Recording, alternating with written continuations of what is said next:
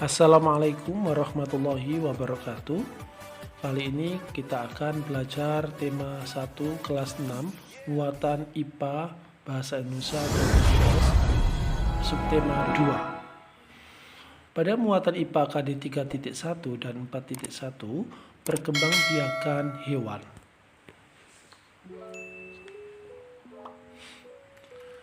Hewan berkembang biak untuk melestarikan jenisnya ada berbagai macam perkembangbiakan hewan. Ayo kita pelajari cara perkembangbiakan hewan tersebut.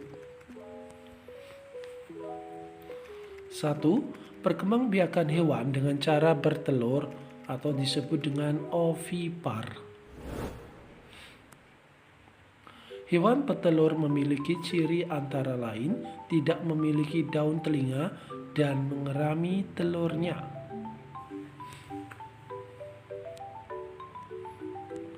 Contoh hewan yang berkembang biak dengan cara bertelur adalah burung, ikan, reptilia, dan katak.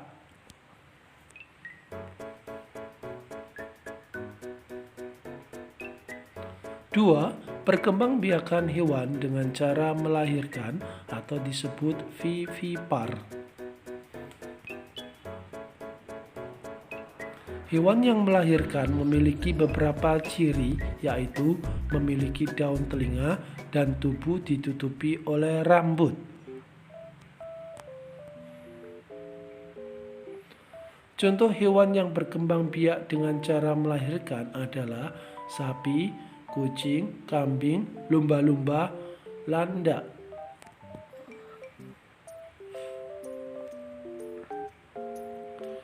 3. Perkembangbiakan hewan dengan cara bertelur, melahirkan atau disebut ovovivipar. Hewan-hewan yang berkembang biak dengan cara bertelur, melahirkan tidak memiliki ciri-ciri khusus. Contoh hewan yang berkembang biak dengan cara bertelur, melahirkan adalah ikan hiu, kuda laut, dan platypus. Muatan IPS KD 3.1 dan 4.1 pengaruh kondisi geografis terhadap potensi ekonomi negara di Asia Tenggara.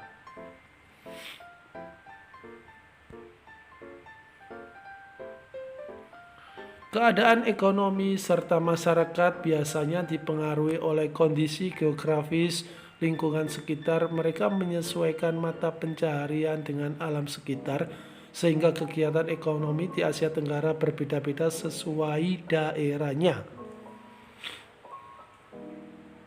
Indonesia.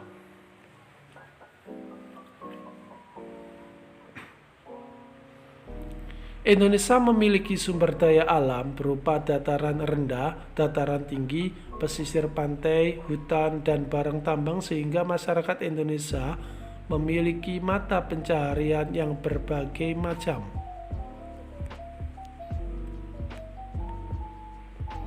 Mata pencaharian masyarakat Indonesia diantaranya petani, berkebun, nelayan, pekerja kantor, dan buruh.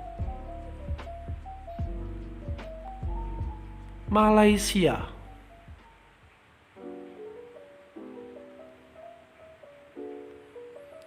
Malaysia memiliki sumber daya alam berupa hutan kayu dan karet, pertambangan timah, dan perkebunan kelapa, tembakau, teh, dan lada.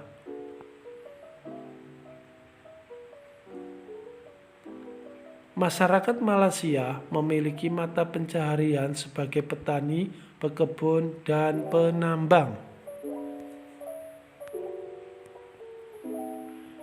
Singapura.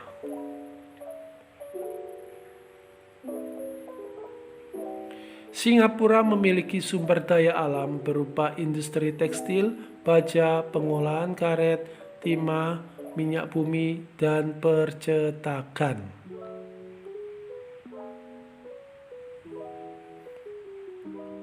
Mata pencaharian masyarakat Singapura adalah di bidang jasa dan buruh.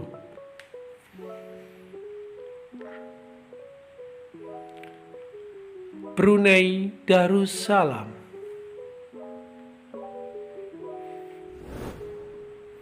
Brunei Darussalam memiliki sumber daya alam berupa hasil bumi utama yaitu minyak bumi dan gas alam, serta hasil pertanian berupa padi, buah-buahan, serta lada. Masyarakat Brunei Darussalam memiliki mata pencaharian di bidang pertambangan serta pertanian. Vietnam.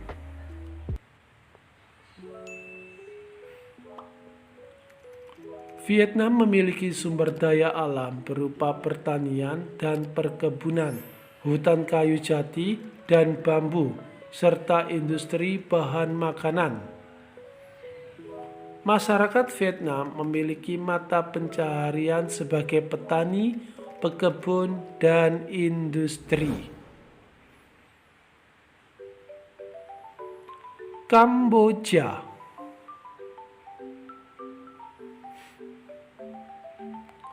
Kamboja memiliki sumber daya alam berupa pertanian padi, umbi, dan jagung, perkebunan berupa karet dan tembakau, serta perikanan berupa budidaya ikan air tawar. Masyarakat Kamboja memiliki mata pencaharian sebagai petani, pekebun, dan petambak. Laos.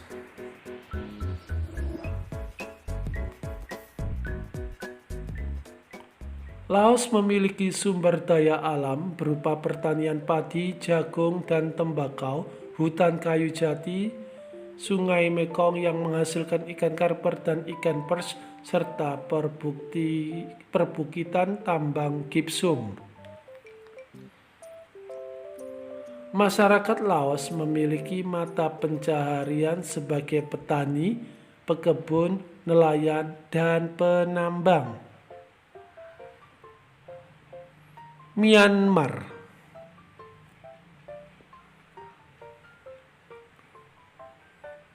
Myanmar memiliki sumber daya alam berupa pertanian dan perkebunan teh, tembakau, tebu, serta pertambangan berupa gas alam dan batu bara. Masyarakat Myanmar memiliki mata pencaharian sebagai petani, pekebun, dan penambang.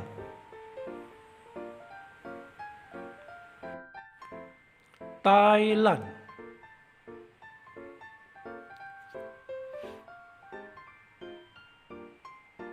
Thailand memiliki sumber daya alam berupa pertanian padi terbesar di Asia, perkebunan karet dan kayu jati, pertambangan batu bara dan timah, serta perairan berbagai jenis ikan.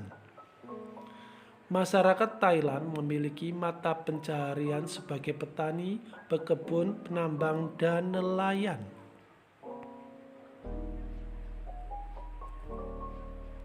Filipina.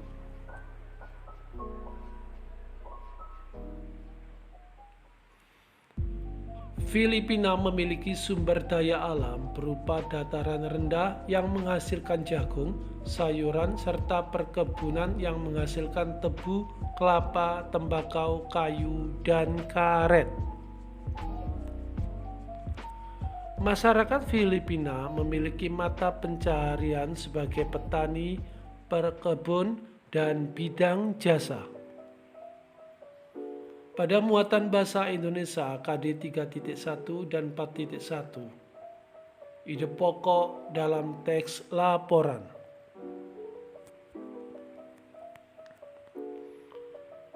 Apa itu ide pokok?